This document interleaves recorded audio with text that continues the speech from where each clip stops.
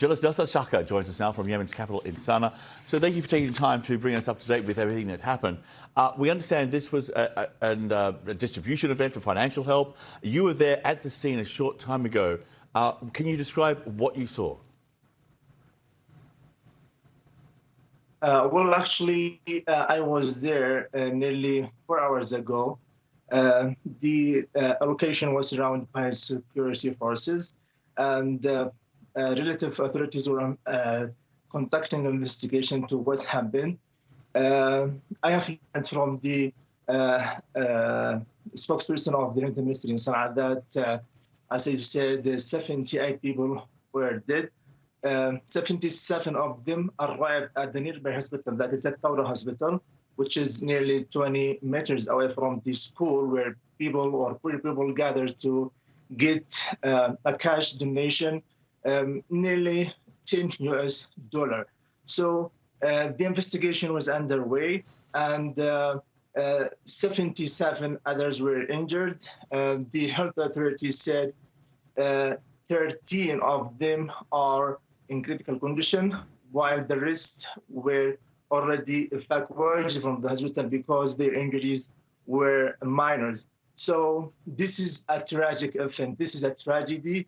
And I think this is because the one parties are not ready to offer concessions so that war can stop and all restrictions and blockade in Yemen can be lifted, because it's hard. If this is a disaster to find people are ready to sacrifice their lives for just $10 US, because I'm sure that a lot of people, or many of those died, are public servants, because employees were not paid since 2016.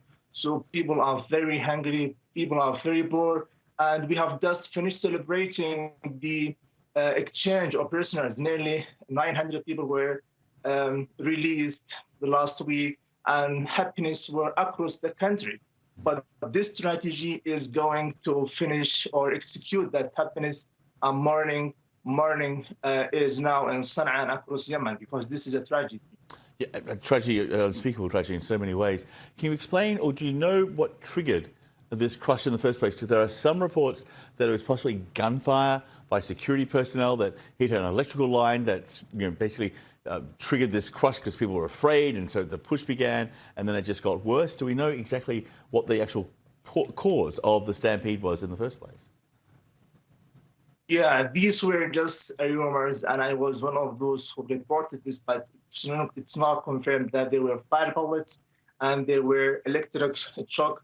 But when I was at the scene, I found that all the neighbors of the school told me that it is only a stampede, and all the cameras showed that there were a stampede at the entrance of the school, because the school is used for distributing charities or food, even from the United Nations programs in Yemen. So this school is now used temporarily by two traders to distribute charity, or what we call it sadaqa or zakah in Arabic. So this school, the Inter Ministry in Sana'a blamed the traders not to organize with the ministry to bring in more security forces to organize the people, because there were very long line of people gathering for after sunset until the officials concerned to distributing the food arrived to open the door, and a lot of people rushed into the school so that only those who are able to enter the school can get these donations.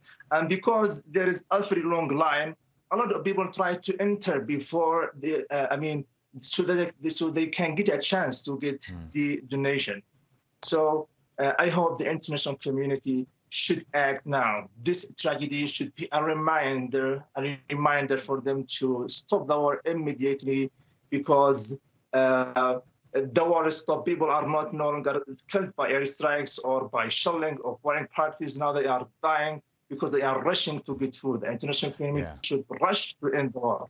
This is the end result of pure economic desperation by so many people there in Yemen who have suffered so much already over the years. Naseh, thank you so much for the details, for the update reporting. We appreciate it a lot. Thank you, sir, for being with us.